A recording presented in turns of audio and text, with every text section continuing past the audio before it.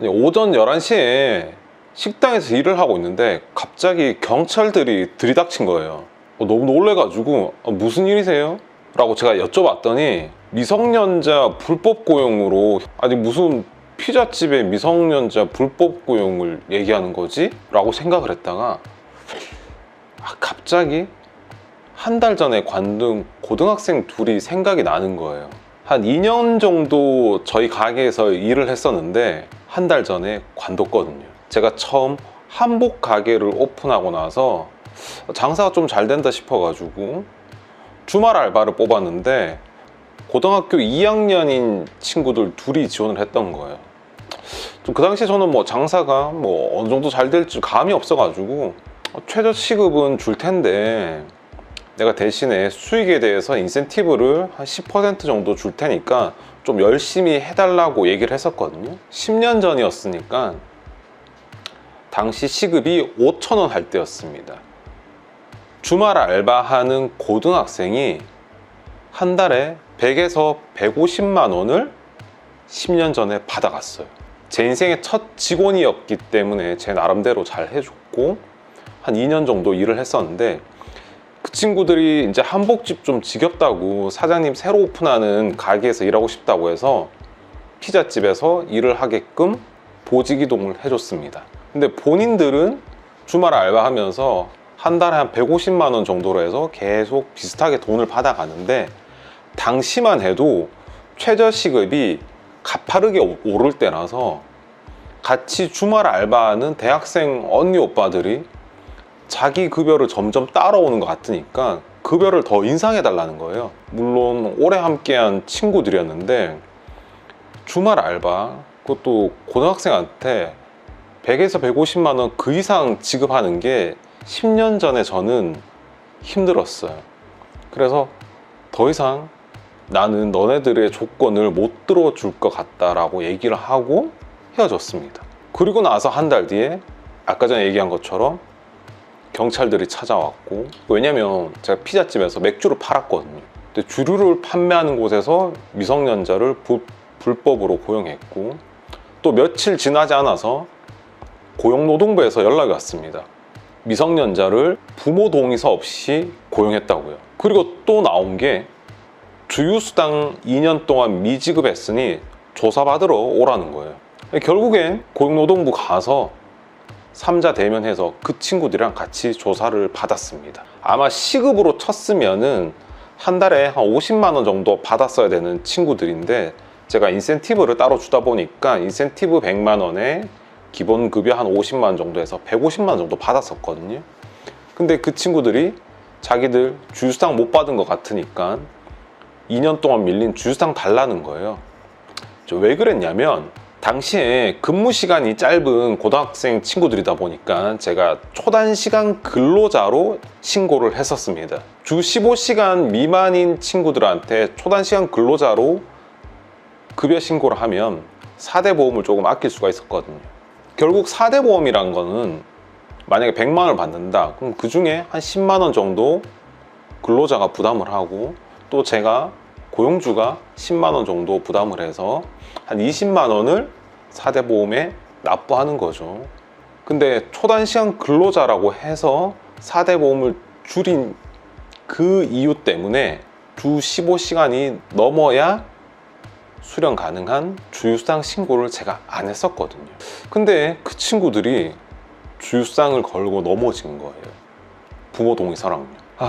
당시에 저는 어이가 없었지만, 그래, 주휴수당 줄게 라고 얘기를 했습니다. 대신에 4대 보험 측에 정정신고를 하겠다고 얘기했습니다. 지난 2년 동안 수령했던 각각 3천만 원, 너희들도 납부하지 않았던 4대 보험료 300만 원씩 내고 나도 300만 원씩 600만 원 낼게, 우리 서로 600만 원씩 내자 라고 얘기를 하니까 갑자기 그 친구들이 돌변하는 거예요. 그리고 모든 일을 취하했습니다. 그 사건 이후로 저는 근로계약서, 근로규정을 최대한 꼼꼼하게 만드는 습관을 지니게 됐습니다. 그 일이 있은 후 딱 10년 만에 최근에 저희 쇼핑몰에서 미성년자 직원을 다시 한번 뽑았어요. 채용 공고를 했는데 미성년이었던 그 친구가 다른 데 취업도 잘 안 되고 검정고시 쳤는데 자기 꼭 돈 벌고 싶으니까 정말 일 잘할 테니까 제발 좀 뽑아달라고 너무 간절하게 얘기하길래 그 친구 말을 믿고 뽑았어요. 근데 딱 3일 일하고 문자로 퇴사 통보를 하더라고요. 그리고 나서 통장 번호를 찍어주는데 급여일에 3일치 일당 보내줬죠. 뭐 3일이라도 일했으니까 어쨌거나 고용보험료는 제하고 보내줬습니다. 근데 그랬더니 자기가 계산한 거랑 다르다고 신고를 하겠다는 거예요. 무슨 신고? 그러니까 주유상이 포함 안 됐다. 미성년자인데 부모 동의서 안 쓰셨잖아요. 식대는 왜 안 주나요? 아니, 첫날은 첫 출근했다고 내가 탕수육이랑 짜장면 사줬잖아. 그리고 둘째 날부터는 각자 알아서 점심시간에 먹는 걸로 하고 혹시 밖에 나가기 싫으면 탕비실에 있는 밥 먹으라고 했잖아. 근데 무슨 점심시간에도 일 시켰으니까 돈 내놓으라는 거예요? 주 5일 근무인데 3일밖에 안 채웠는데 무슨 주휴수당이에요? 계속 근로의 의사도 없었는데 우리 한번 고용노동부 가서 경찰서 가서 같이 삼자 대면 해볼까요? 사장님들 정신 바짝 차려야 됩니다. 안녕하세요, 쇼팡입니다. 자, 오늘은 제 구독자분께서 직원 채용과 관련된 내용 한번 다뤄줬으면 좋겠다라고 말씀을 하셔서 직원 채용부터 근무, 퇴사까지 전체적으로 한번 다뤄볼게요. 제가 직원과 관련된 내용들을 쭉 키워드를 한번 적어보니까 한 9가지 정도가 됐습니다. 자, 이 영상을 보시는 많은 분들이 그냥 1인 셀러로, 1인 사장으로 하시면서 직원은 없으실 수가 있는데 누구나 한 번쯤은 이제 직원을 좀 뽑아야 되나? 요즘 MZ들 만만치 않다는데 뽑아도 괜찮을까? 이런 고민하시는 분들이 있으실 것 같아서 얘기를 드려볼까 합니다. 저는 현재 연매출 50억의 카페와 쇼핑몰을 같이 운영하고 있고요. 가게 10개를 동시에 운영하던 코로나 이전 시절에는 근무하는 직원이 한 60명 정도 됐었습니다. 더군다나 요식업, 옷가게, 더군다나 관광지다 보니까 직원의 변동성이 꽤 컸어요. 그래서 이제까지 뽑은 직원만 해도 한 500명은 되지 않을까 합니다. 당연히 정직원도 있을 거고요. 주말, 평일, 비수기, 성수기, 파트타임 직원도 있다 보니까 상시 근로자의 수가 변동성이 굉장히 심했었거든요. 그 당시에는 사람 뽑고 관리하는 게 제 주 업무였습니다. 그렇게 10년을 살아오면서 저만의 채용 노하우 그리고 직원 관리 노하우를 지금 바로 얘기 드릴까 해요. 어차피 이 영상을 보시는 분들이 무슨 인적성 검사, 사트, 토익 이런 거 보면서 채용하실 분들은 거의 없으실 거잖아요. 자, 먼저 채용의 입장에서 한번 볼게요. 저는 일반적으로 채용을 할 때 3가지 어플을 사용합니다. 알바몬, 알바천국, 당근마켓. 코로나 이전만 해도 그냥 알바몬, 알바천국에만 최저시급으로 올려도 특히 뭐 카페 같은 경우에는 하루에도 수십 명이 지원을 했었거든요. 근데 코로나가 지나고 이제 많이 회복됐음에도 불구하고 옛날만큼 요식업종에 지원하는 사람이 많지 않더라고요. 정말 저희가 애걸복걸 해야지 뽑을 수 있는 상황이 됐습니다. 요식업에 종사하시는 많은 사장님들이 공감하실 거예요. 근데 반대로요, 지금 저희 쇼핑몰 같은 경우에는 채용하려고 했을 때 엄청나게 지원자가 많습니다. 더군다나 재택근무 직원을 뽑으려고 하잖아요. 전국에서 물밀듯이 지원을 합니다. 그래서 저 같은 경우에는 재택근무 종사자를 뽑을 때는 알바몬, 알바천국을 주로 이용하고요. 저희 오프라인 카페나 사무실 직원을 뽑을 때는 당근마켓을 이용하는 편입니다. 채용 공고를 올릴 때는 최대한 빽빽하게 근무 내용, 형태에 대해서 적는 편입니다. 급여, 추후 협의 이런 거 절대 안 쓰고요. 급여 얼마, 식대 얼마, 근무 시간 얼마, 근무 요일 언제, 4대 보험 여부, 연차, 휴가, 근무 내용, 회사 소개, 이걸 일목요연하게 올려놓고요. 꼭 지원자들에게 문자로 지원해달라고 요청을 하는 편입니다. 그래서 나이, 이름, 성별, 자기소개, 거주지, 근무 희망 기간, 근무 시작 가능일, 경력, 이런 걸 적어달라고 해요. 그러면 대부분의 지원자들이 이렇게 문자 보냅니다. 아직 뽑나요? 자리 있나요? 근데 그 중에 한 열에 한두 분 정도는 정말 보기 좋게 깔끔하게 문자 지원을 합니다. 대개 그런 분들이 일을 잘해요. 이 영상을 보시는 분들이 채용할 직원들의 수준은 일반적인 기업에서 뽑는 재원이랑은 좀 다르다는 걸 접고 들어가야 됩니다. 당근마켓에 올렸으니까 동네 근처에 살고 있는데 열었는데 마침 그 하루 동안 본 사람, 당근마켓에 채용 공고 올리면은 저희는 또 돈 내긴 싫으니까 하루 정도 묵혔다가 올라간단 말이에요. 바로 등록되려면 돈을 내야 되니까. 그리고 나서 딱 칼같이 하루만 공고가 된단 말이에요. 마침 운 좋게 본 사람이 지원을 하는 거거든요. 이 사무실 근처에 있는, 이 카페 근처에 있는 잠재적인 우리 직원들이 말이죠. 자, 그렇게 지원서를 받고 나서 저는 반드시 면접을 봅니다. 왜냐면요, 그냥 전화하고 유선으로 면접 보고 그러잖아요. 그러면 또 안 오는 사람들이 많아요. 그렇기 때문에 좀 귀찮더라도 사무실에서, 카페에서 저는 꼭 면접을 봅니다. 면접을 보고 나서 어느 정도 마음에 들었다면은 저는 꼭 실무 면접이란 걸 한 차례 더 진행을 합니다. 이게 면접 때는 사실 잘 몰라요. 다 열심히 한다 그러고 다 잘할 수 있다 그러고 자기를 어필하기 바쁘니까. 근데 딱 하루, 아니 2시간, 상대방이 동일한다면은 한 3일, 5일 정도 일해보잖아요. 그 사람의 민낯이 거의 다 드러납니다. 물론 실무 면접일을 좀 길게 잡으려고 하면은 제가 좀 여유가 있어야겠죠.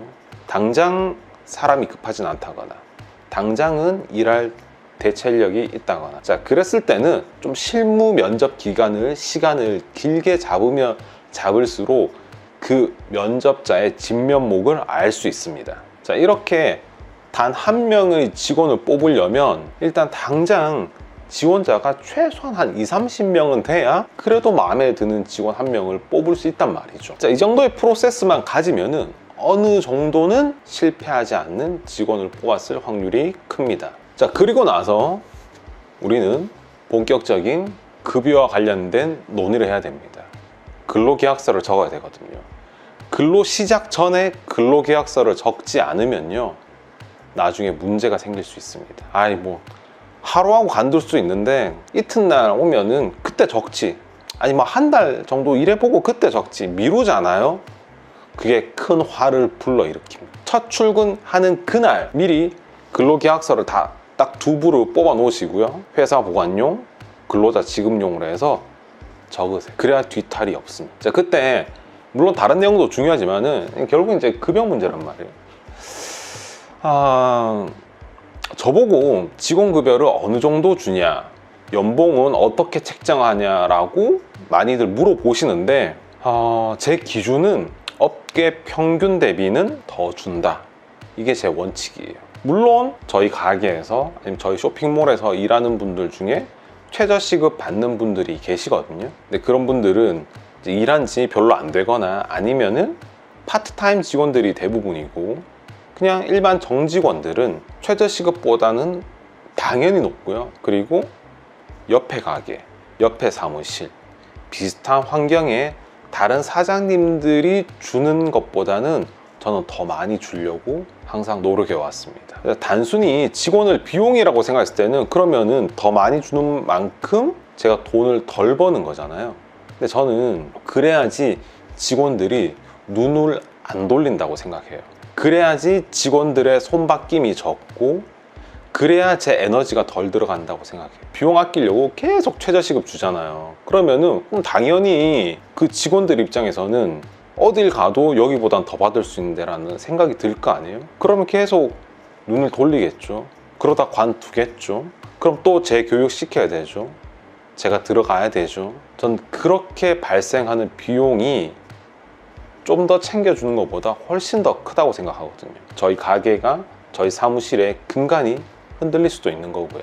그래서 저는 보통 한 1년 이상 일한 직원들한테는 따로 성과급을 주는 편입니다. 근데 저는 보통 명절 보너스다 조금 주긴 하는데 연말 보너스다 새해 보너스다 이런 거는 안 하는 편이에요. 전 그게 약간 조삼모사 같아가지고 안 하는 편이고, 대신에 저희 수익에 대해서 인센티브를 주는 편입니다. 많게는 이제 가게 수익의 한 10%를 주기도 하고요.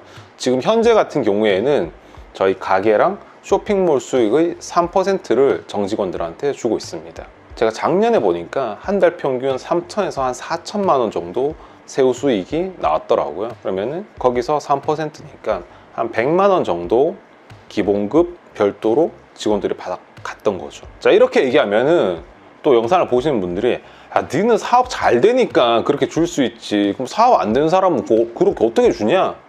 라고 하실 수가 있어요. 맞습니다. 저는 운 좋게도 사업이 그래도 조금 되는 편이라서 그런 혜택을 직원들한테 줄 수 있었어요. 제가 당장 죽겠는데 어떻게 그렇게 주겠어요, 그죠? 근데 여러분들, 그러면 단순히 월급 많이 준다고 해서 직원들의 만족도가 올라가고 근속 연수가 올라갈까요? 전 그렇지 않다고 생각해요. 자, 이 영상을 보시는 많은 대표님들이 쇼핑몰을 운영하고 계실 텐데, 쇼핑몰 운영하는 대표님들 중에 직원이 있으시다면 평균 한 얼마 정도 주시나요?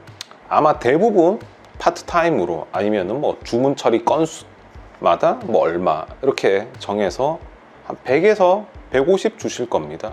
상주 직원의 경우에도 한 200에서 250 주면은 아마 많이 주시고 계신 편일 거예요. 근데 아까 제가 상여금 그렇게 주는 직원들, 보통 요즘에 기본급이 한 250은 되잖아요. 최저임금으로 일해도 주휴수당에 9 to 6로 일하고 조금 오버처지해서 초과 근로수당 생기고 이러면은 원래벌레 하면 대부분 250이거든요. 거기다가 이런 상여금 같은 거 주면은 350.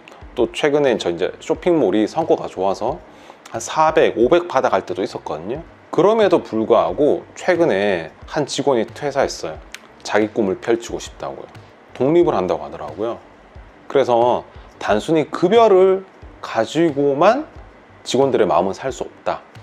그 퇴사한 직원 같은 경우에는 저희가 나쁘지 않은 쇼핑몰임에도 불구하고 그 친구가 봤을 때는 별로라는 거예요. 왜냐면 저희 쇼핑몰이 한 달에 한 3억에서 4억 정도 파는데 실제로 돈 들어가는 게 꽂혀 있는 게 한 2억에서 3억 되거든요. 그 친구는 처음 입사할 때부터 저한테 배워서 자기 걸 가지고 독립을 하고 싶은 친구였는데 20대 중반이거든요. 20대 중반 친구가 현금 2, 3억이 어디 있어요? 2, 3천도 없을 건데. 그래서 자기는 이거는 자기한테 적절한 롤모델이 될 수 없을 것 같다고 투자금 없이 돈 벌 수 있는 마케팅 영업 이쪽으로 빠지겠다고 하더라고요. 그럴 수 있죠. 예. 저랑 한 5년 가까이 봐온 친구인데 떠나서 아쉽긴 하지만 본인의 꿈이 있으니까 어쩔 수 없이 지금은 이별해야 될 것 같습니다. 아무리 돈을 많이 줘도요, 가고자 하는 방향이 다르다면 함께 할 수 없는 거고요. 물론 제가 어마어마하게 줬다는 거 아닙니다. 또 적게 준다고 해서 무조건 다 관두는 것도 아니에요. 사람마다 인내심의 차이가 있다 보니까. 자, 그래서 이 1, 2단계를 거쳐서 이제 직원을 뽑았어요. 직원을 뽑잖아요. 대부분의 사장님들은 그 직원이 미워지기 시작합니다. 하는 게 하나하나가 마음에 안 들거든요. 특히 처음으로 직원을 채용하신 사장님들이라면 직원을 미워할 확률이 큽니다. 왜냐?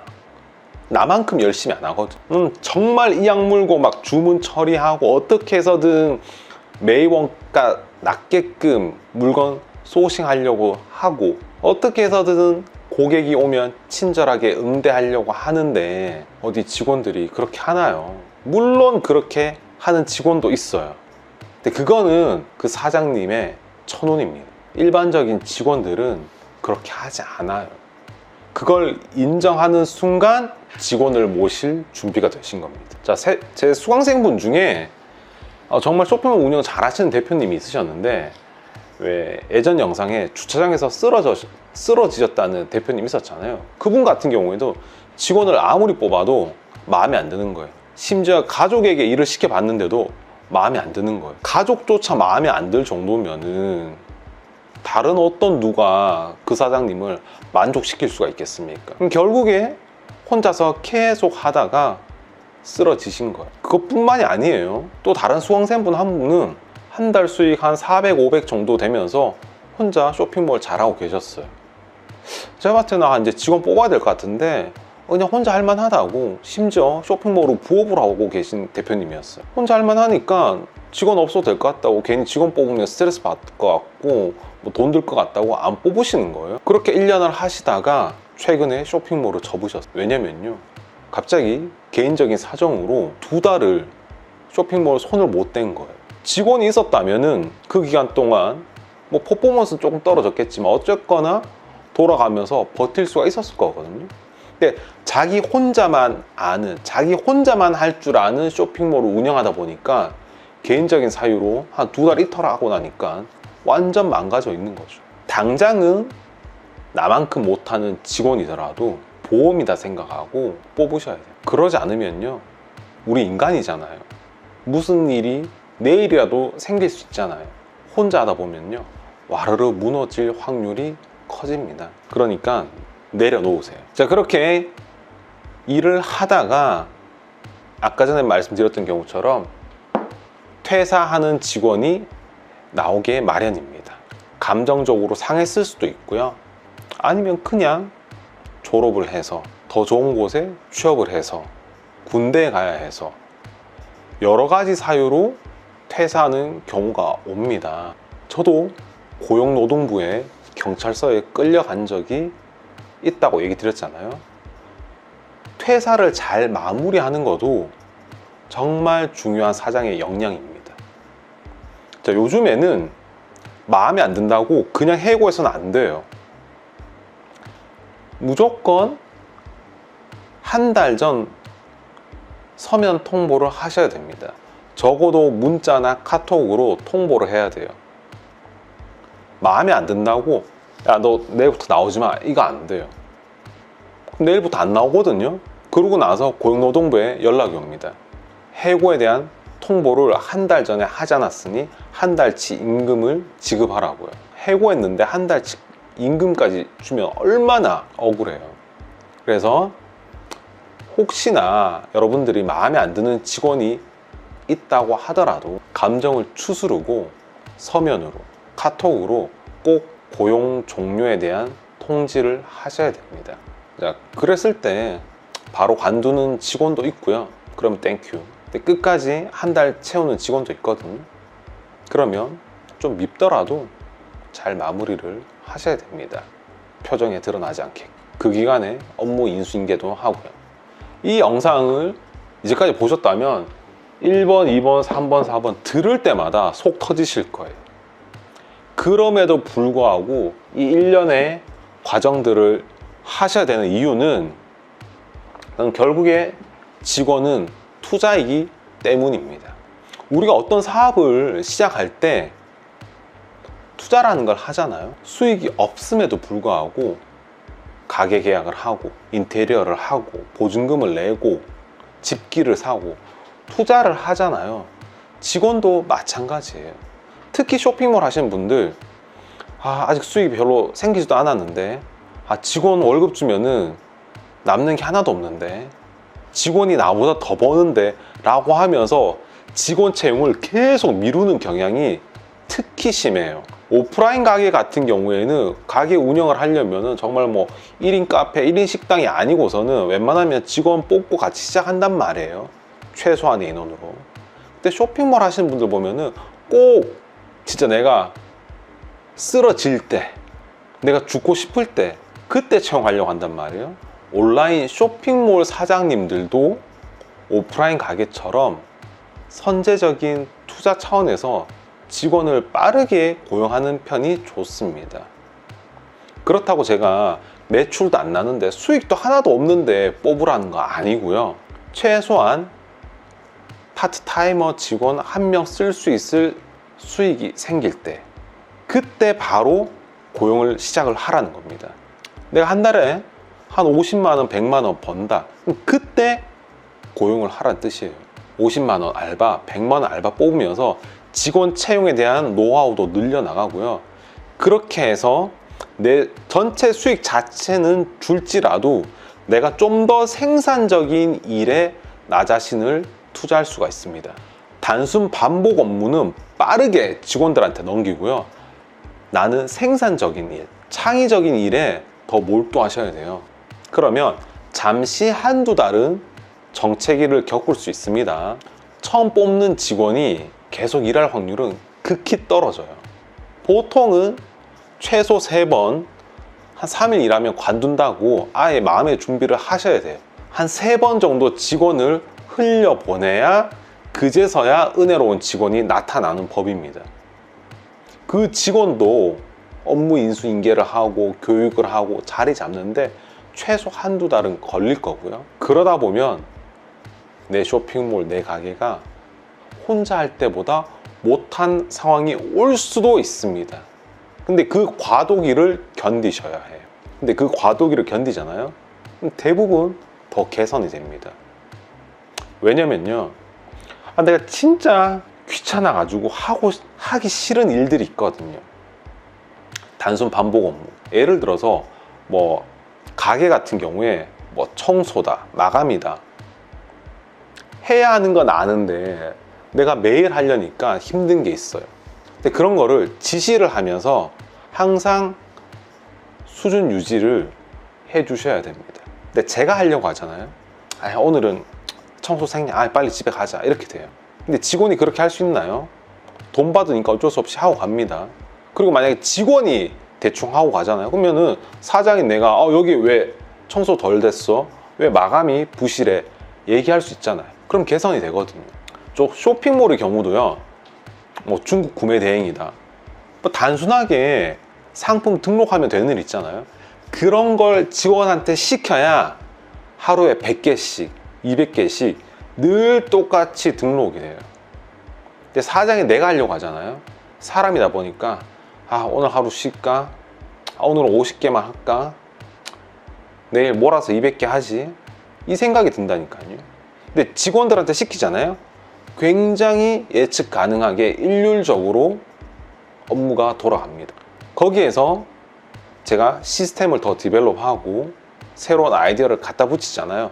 그러면 매출이 펑펑 터지는 거예요. 여러분들은 시스템을 잡고 이양하고 시스템을 잡고 이양하고 이렇게 하시면 돼요. 자, 이렇게 직원 채용하는 거에 있어서 중요한 5가지를 설명드렸고요. 이제 번외로 한번 얘기해 볼 만한 게, 아까 전에 미성년자 같은 경우에는 꼭 부모 동의서를 먼저 받고, 그러니까 근로계약서랑 같이 진행이 돼야 돼요. 이게 없으면 나중에 후원이 생깁니다. 근로계약서 아까 얘기 드렸죠. 첫 출근하는 날 다른 거 뭐 청소 시키고 업무 인수인계하고 하지 말고 근로계약서부터 적고 시작을 하시라고요. 중간에 간인까지 해가지고. 그리고 요즘에는 꼭 채용을 하면은 휴가나 연차에 대해서 물어보는 사람이 굉장히 많아졌어요. 나 때나 첫 출근할 때 이런 얘기 안 했는데, 면접 볼 때 이런 얘기 안 했는데, 그런 생각 내려놓으시고요. 그냥 받아들이셔야 됩니다. 한 달 근무하면은 하나의 연차가 생기고 또 휴가가 생기고 이런 거 인지하고 아예 그거를 내려놓고 시작을 하셔야 돼요. 내려놓는 것도 아니에요. 그냥 법적으로 보장되어 있는 거니까 우리가 빠져나갈 방법이 없어요.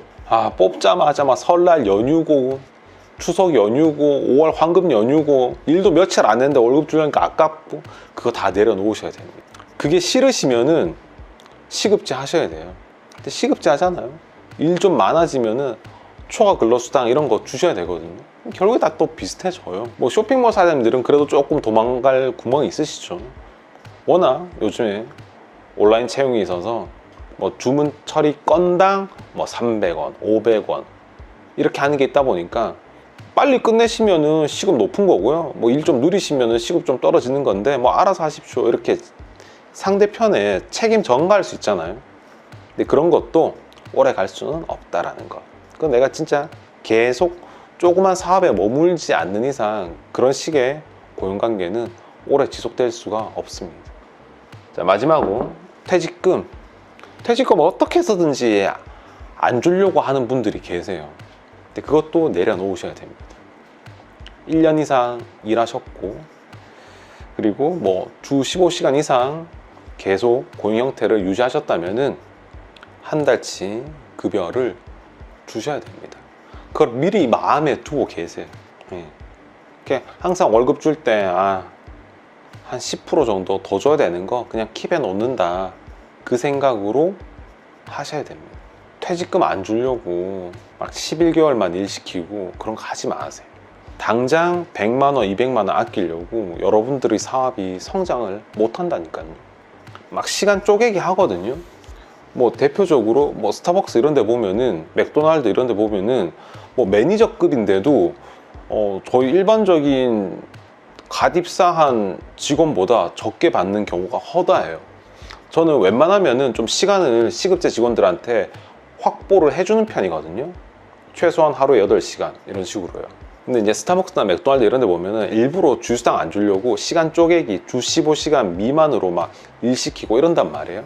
그러면 어떻게 보면은 이제 인력이 분산돼 있다 보니까 뭐 한 명이 이탈했을 때 데미지는 적죠. 스타벅스, 맥도날드처럼 그 브랜드 네임만 가지고 계속해서 채용을 할 수 있고, 인원이 많아서 뭐 10명에 1명 안 나온다고 해서 안 돌아가지 않으니까 그런 곳은 그렇게 쪼개기가 가능하지만은 저희처럼 1인 사업장 한두 명의 맨파워에 의존해야 되는 곳이라면은 그렇게 하기는 어렵습니다. 자, 원래는 제 한풀이를 조금 하려고 했었는데 의도하지 않게 얘기하다 보니까 사장님들한테 계속 내려놔라 얘기만 한 것 같아서 좀 죄송한데요, 현실입니다. 자, 그럴 때마다 이 직원은 투자라는 걸 잊지 않으셔야 됩니다. 만약에 이 영상을 저희 직원들이 본다면 투자, 월급을 많이 줘 라고 생각할 수도 있어요. 근데 그건 어쩔 수 없어요. 월급 주는 사장 입장에서는 이렇게 많은 돈을 준단 말이야? 라고 생각하고, 받는 직원 입장에서는 꼴랑 이거밖에 안 주냐? 이거는 인류의 고용관계가 시작된 그날부터 있었을 딜레마거든요. 이 영상을 보시는 사장님들, 직원 채용에 있어서 제 경험이 조금이라도 도움되셨길 바라고요. 도움되셨다면 구독, 좋아요, 알람 부탁드립니다. 감사합니다. 쇼팡이었습니다.